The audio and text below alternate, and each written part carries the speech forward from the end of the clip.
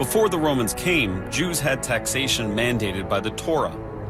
The law of gleaning, for example, was a safety net for the poor to try to make sure no one went hungry.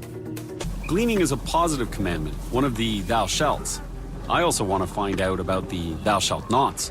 So I've come to Jerusalem's Mahane Yehuda market to meet Rabbi Yom Tov Glazer. Yom Tov, we're in a market, and I'm thinking, must be lots of commandments that apply around here, right? I mean, for example, are the prices of things, is that is that ruled by commandments as well? Yeah, for sure.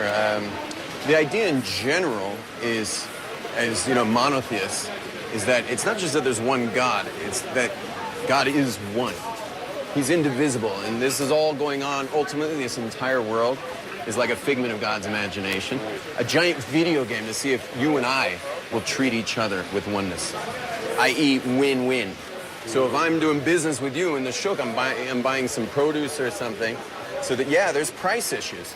For example, he can't overcharge me. Yeah, but that's actually in the commandment? That's actually a commandment. The commandment is basically don't steal. And in this case, it's also the commandment because you're really stealing in a way. If you're taking his money above the market, but there's a separate commandment besides stealing, and that is not to afflict financially. Not to overcharge. Don't take advantage of people financially. So he can't rip me off, but if I steal one of these grapes, did I just break the commandment? Well, there is that old thou shalt not steal one.